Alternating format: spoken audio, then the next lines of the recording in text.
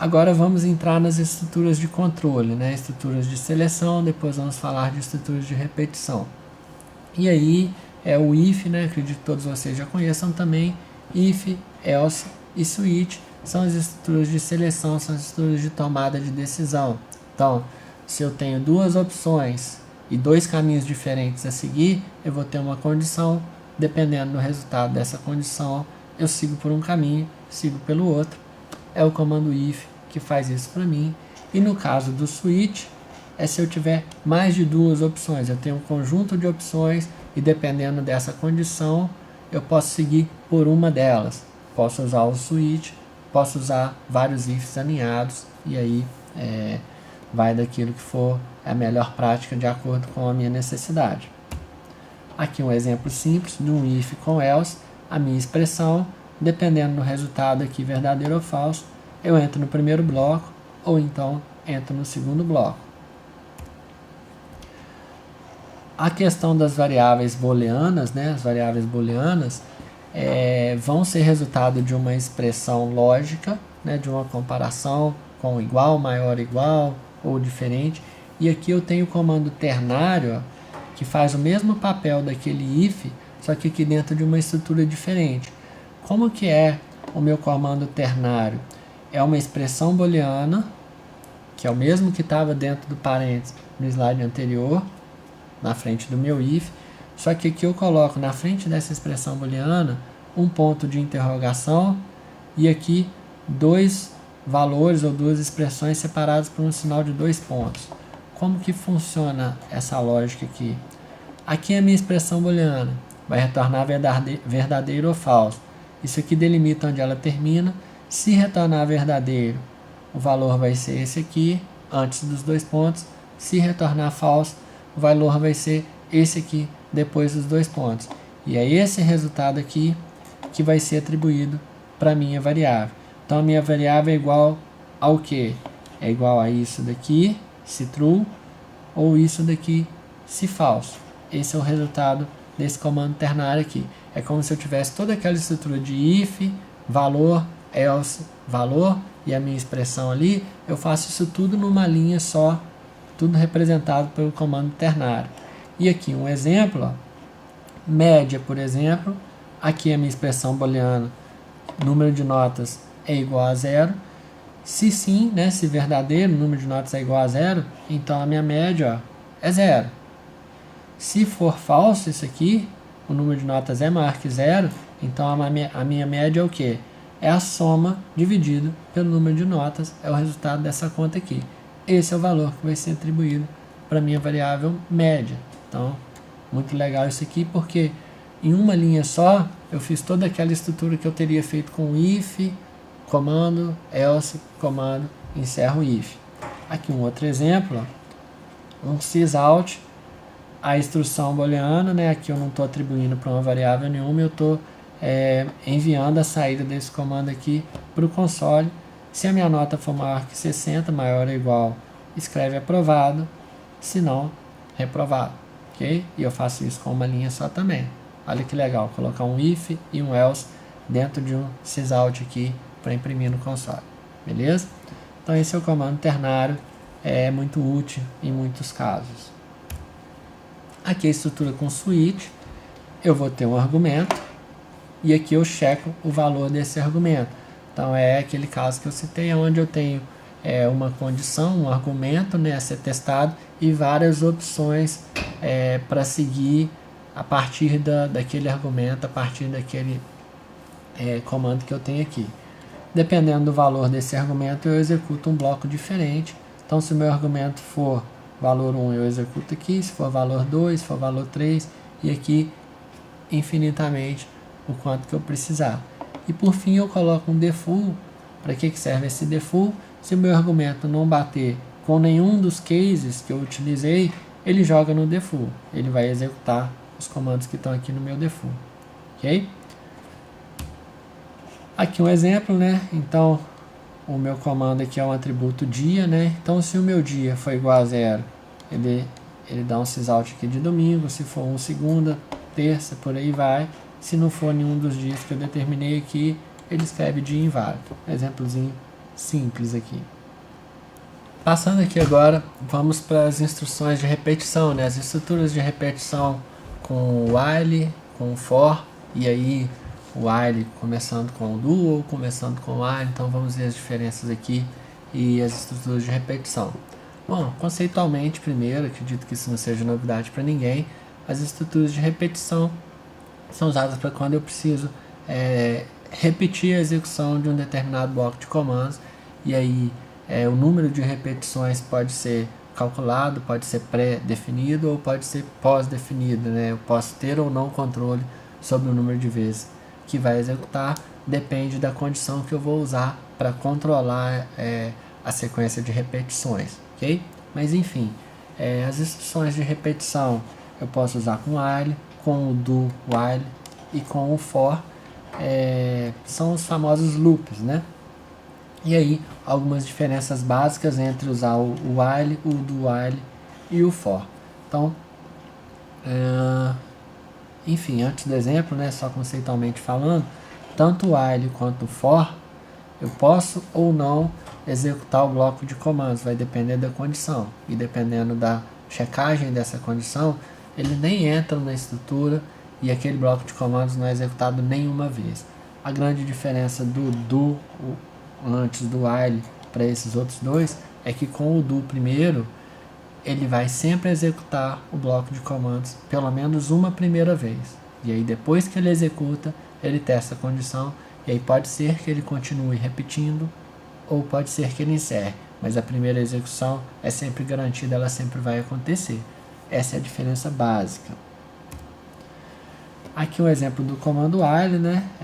A sintaxe é o while, a expressão booleana com a condição, e aí se o resultado da minha expressão booleana for verdadeiro, ele entra no bloco, senão ele já sai do bloco.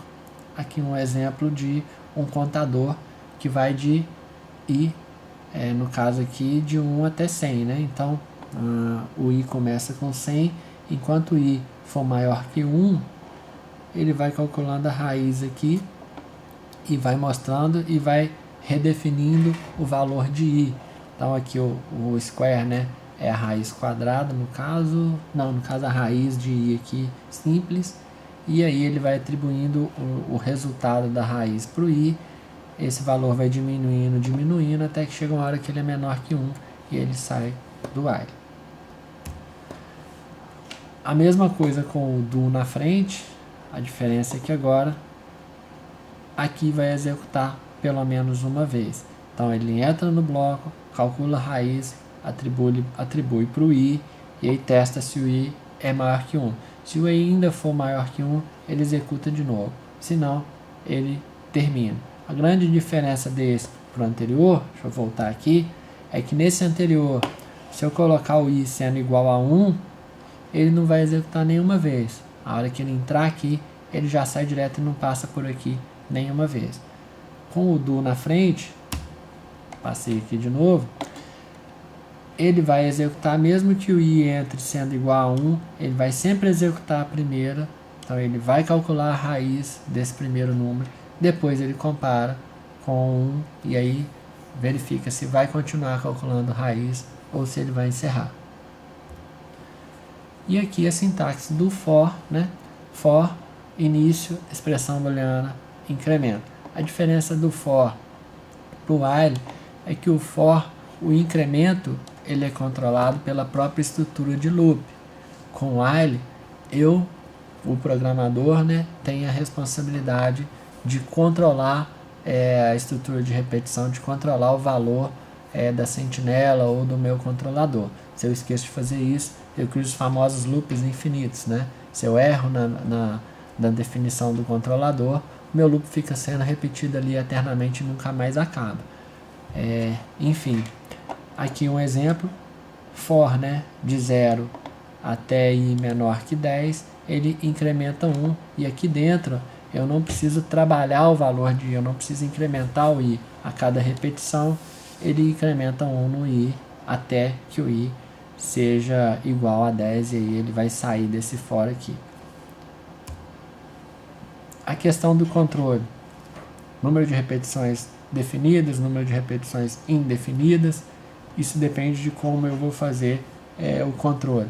Eu posso controlar por um contador, ou seja, eu tenho uma variável que vai contando ali o número de vezes que a minha estrutura já foi repetida. Aí, quando eu atingir o valor, o número de vezes que eu quero que ela seja repetida, eu saio. Então, eu tenho uma variável onde eu vou manipulando ela para fazer esse controle. Ela é meu contador, ela determina o número de vezes que a minha estrutura vai repetir. E aí, o número de repetições é definido, é pré-determinado. Já no caso de uma sentinela, eu não tenho controle sobre isso. O que é isso? É um valor que vai ser resultado de alguma operação ou de um input do usuário ou alguma coisa que eu não tenho controle. Eu não vou simplesmente ficar incrementando aquela variável. E aí aquela sentinela vai determinar se eu saio do meu loop ou não. Dependendo, eu posso ter aquilo ali repetindo 100 vezes, 200 vezes, ou pode sair logo na terceira repetição e eu não tenho controle sobre isso. Um exemplo é quando eu peço uma informação para o usuário e aí eu posso colocar lá, informe o número, por exemplo, no teclado, e aí dependendo do número que o usuário informou, eu mando sair ou não. E aí eu determino aqui no meu controle que se o usuário digitar 0, eu saio. Se digitar um número diferente de 0, eu continuo repetindo. E aí vai repetir quantas vezes for necessárias até que o usuário digite 0. Podem ser 2, podem ser 10, não tem controle. Ok? Essa é a estrutura de um... essa é o conceito, né, de uma estrutura de repetição por sentinela. Os comandos break e os comandos continuous são comandos importantes para usar dentro de estruturas de repetição. Para que eles servem? O break, que é o mais conhecido, e talvez muitos de vocês já tenham usado, ele simplesmente encerra uma estrutura de repetição a qualquer momento. Não importa se já atingiu o número de repetições que eu queria, se ainda não, independente se é por sentinela, se é por contador, toda vez que a minha estrutura de repetição chegar num break, ela encerra as repetições ali imediatamente e o código segue para depois do meu while, para depois do while, ou seja, qual for, ok? E no caso do contínuo, ele não encerra a estrutura de repetição, ele passa para a próxima volta do meu loop. Ou seja, vamos supor que eu estou dentro de um while ali com 10 linhas de comandos e aí cada vez que repete, executa aquelas 10 linhas de comando. E está executando 1, 2, 3, 4 vezes. Se tiver a palavra continue ali no meio, o que ele vai fazer? Mesmo que eu esteja na terceira linha de comando, eu ainda tenho que executar todas as outras até chegar nas 10 linhas que fazem parte do meu bloco de comandos do meu while. Cheguei na terceira linha, ele encontrou um contínuo, ele pula o restante e reinicia uma nova volta no meu loop. E aí começa a repetição de novo.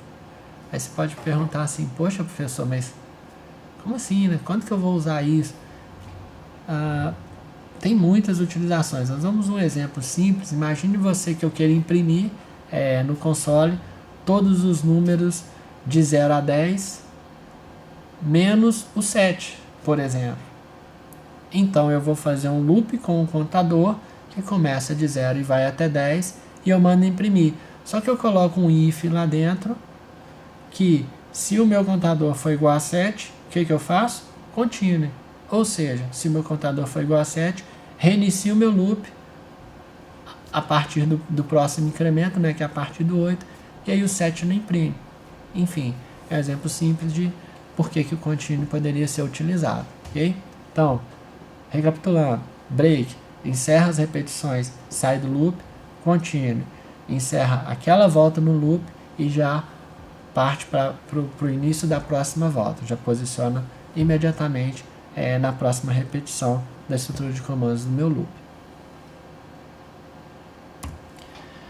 Operadores lógicos são os mais comuns, né, para controlar estruturas de repetição e condição, né? Então, if, while, for, vou ter sempre um operador lógico ali, pode ser um só, pode ser combinado, e aí vem as expressões, né, as combinações que vão dar origem às expressões matemáticas, né, as expressões condicionais complexas, E aí eu posso usar todo aquele jogo de operadores com i, com ou, com a negação, o lógico booleano, enfim. Aí é preciso conhecer mesmo como que essas expressões se casam para poder dar os resultados desejados nas expressões que a gente precisa. Trouxe aqui algumas tabelas, né? Aquele é o básico daquelas tabelas verdades que eu mencionei com vocês. Então, com o ou, né? Primeira expressão verdadeira ou falsa, segunda expressão verdadeira ou falsa. Com o resultado que produz. Com o i, o resultado que produz. E aqui nas outras tabelas, com o ou exclusivo, o resultado que produz. E a negação, né? Que inverte o valor lógico da expressão. Então, isso aqui é para dar uma olhadinha e aí realmente tem que saber, com o tempo em prática isso fica automático. Por fim aqui eu trouxe uma tabela, né, já finalizando a nossa revisão básica, uma tabela dos diversos operadores, né, e a associatividade que eles podem ter, os tipos, né, que eles estão relacionados, e aí várias combinações e várias formas de utilizar esses operadores, tudo numa tabela só. E agora vamos para um exemplo. Um exemplozinho básico aqui de uma classe Java que faz um cálculo de média. Imagino que isso aqui não seja novidade para ninguém também, mas eu vou usar isso aqui só para já passar alguns conceitos e aí eu já vou passar para o Eclipse. Ok, eu já tenho essa classe criada, já testei ela aqui. Basicamente é uma classe que calcula a média a partir da entrada no teclado. Então aqui eu uso a estrutura de repetição com um contador, que eu usei aqui uma variável que eu chamei de GradeCounter. Então só voltando aqui, eu criei uma classe chamada média, está aqui minha classe, é o .java. Eu tenho o meu método main, né, que é o principal, então static void main, ele que vai executar, e aqui dentro dele eu declarei uma instância de scanner para poder receber os valores que eu vou digitar, e declarei aqui dois atributos do tipo inteiro, um total e um GradeCounter, e já entrei no meu loop. E a minha condição para saída do loop é o meu GradeCounter ser menor do que 10. Ele começa com 1, e aí dentro do meu loop, como eu usei o while, eu sou o responsável por controlar o incremento. Usei GradeCounter igual a GradeCounter mais 1, poderia ser GradeCounter mais igual a 1, todos aqueles operadores unários, né, que vão me dar o mesmo resultado. Aqui dentro eu peço para o usuário digitar um valor no teclado, pego esse valor que ele digitou e atribuo para a minha variável grade.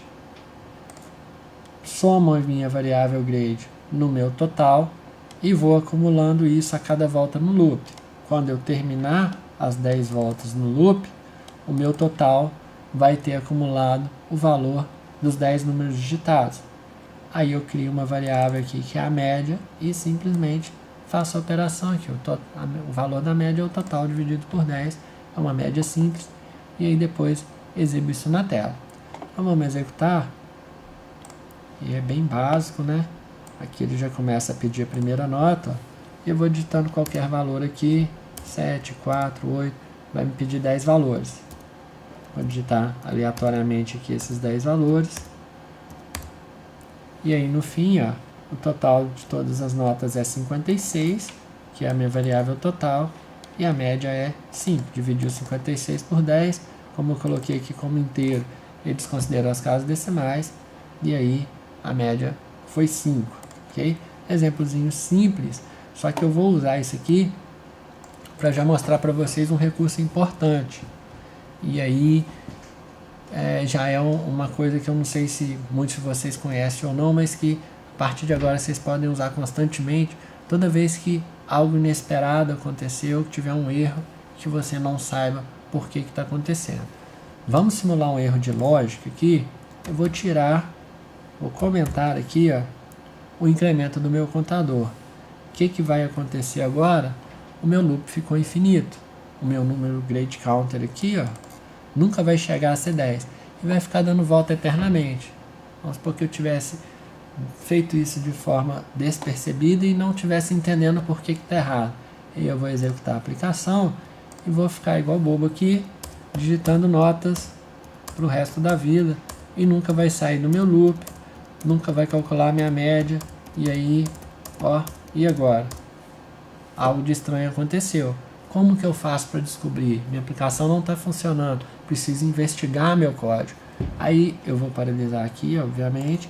Existe a técnica de debug, que eu vou executando o código e vou verificando linha por linha que está sendo executada para entender o que está acontecendo, beleza? Não sei se alguns de vocês já fez isso ou não, mas vamos aprender a fazer agora. Para poder debugar meu código, para poder acompanhar a execução do meu código, eu vou colocar um ponto de debug aqui qualquer. É quando eu dou 2 cliques aqui, ó, e aparece essa bolinha, ó. Se eu der 2 cliques de novo, ela some. Enfim, coloquei um ponto de debug ali. Agora, quando eu executar a minha aplicação, ela vai parar nesse ponto aqui e eu vou acompanhar a execução avançando e controlando o avanço linha por linha. Para isso, em vez de eu mandar ela rodar aqui com o run, eu vou pedir para debugar a minha aplicação. Outra forma de fazer é o botão direito aqui, ó, debug as Java application. E aí quando eu começar a debugar, ó, ele até vai me pedir a permissão aqui, eu dei, ele já muda a perspectiva e agora ele está executando de forma controlada. E olha onde que ele parou, ó, eu não fiz nada. Ele parou aqui para mim no lugar onde eu tinha colocado o breakpoint. E agora, ó, eu vou dar o play, eu vou dar o stop, eu vou mandar avançar passo a passo de acordo com a execução. Cada vez que eu clicar aqui, ele avança uma linha no meu código. E aí eu vou avançando, ó. Avancei mais uma, avancei outra, e agora ele está no console esperando eu digitar uma nota. Digitei a nota, dei um enter, ele, ó, já deu sequência aqui, e eu consigo ainda ir acompanhando, ó, o valor de cada atributo meu. Ó, o meu grade counter é 1, o meu grade que eu acabei de digitar é 8, o meu total é 0, e à medida que eu for manipulando os valores, eu vou vendo eles mudando aqui. Vou dar sequência no código, mais um passo, voltou para o loop, testou a condição. Grade counter é quanto? Ó, é 1, é menor que 10? Sim, vai entrar no loop de novo, entrou outra vez, e ó, chegou no console, tá esperando eu digitar uma nota. Digitei, ó, meu grade passou para 5, vai atribuindo o total, meu total passou para 13, voltou, meu grade counter continuou como 1. E aí, fica muito fácil, né? Continuei avançando aqui, ó, avancei, olhei aqui para cima, ó, o meu total tá mudando, meu grade tá mudando, mas o meu grade counter nunca muda. Opa, peguei porque que o meu código está com erro. Se o meu grade counter nunca muda, ele nunca vai ser maior do que 10, nunca vai chegar em 10, né? E vai ficar rodando aqui dentro do loop pro resto da vida. E aí eu me dei conta de que eu esqueci de incrementar o meu contador. Óbvio, isso aqui é um exemplo simples, eu vou voltar para a perspectiva aqui Java, já saí do debug, vou dar um stop aqui na aplicação para terminar, aí eu venho e corrijo. É um exemplo simples, né? Muito bobinho, mas que me mostra como eu consigo ir executando linha por linha, checando os valores dos atributos, e aí, em um caso mais complexo, onde eu realmente, poxa, não estou conseguindo descobrir o erro, por que não está fazendo o que eu quero, por que está dando errado, por que o resultado não é o que eu espero, debugando eu consigo descobrir. Isso é prática comum para todos os programadores, todo mundo que produz código acaba tendo que debugar em algum momento para poder investigar o porquê de um comportamento inesperado naquele código, ok? Então, testem isso depois, criem uma classezinha simples aqui igual eu fiz, façam um debug para vocês verem ele funcionando e aí testar as possibilidades, ok? Voltar para o slide. Estamos aqui, é o exemplo que eu mostrei, aqui está só com uns comentários já explicando, né?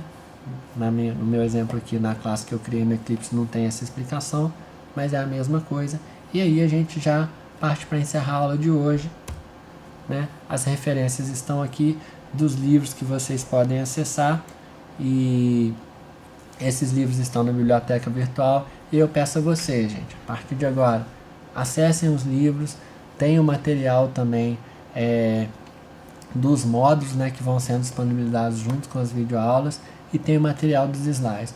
Então, para essa disciplina, o material ele todo vai se complementando. Você não pode estudar só pelo slide, você não pode estudar só pelo material que vai estar lá nos módulos junto com a videoaula, e nem só por exercícios que eu vou passar, por exemplo. Você vai ter que um pouquinho de tudo. Vai chegar uma hora que você vai ver que parte do conteúdo está aqui no slide realmente mais aprofundado, determinado conteúdo vai estar mais aprofundado no material do módulo, no próprio livro, e aí o exercício que eu vou disponibilizar lá no portal, ele complementa aquilo também com exemplos que não dá tempo de mostrar aqui. Então o material todo se complementa, não se prenda a um tipo de referência só para estudar, ok? Bom, por hoje é isso. Próxima aula a gente já começa a falar de classes, entidades, e aí já vamos começar a trabalhar esses tipos de forma mais profunda, tá joia? Até a próxima então, bons estudos a todos aí.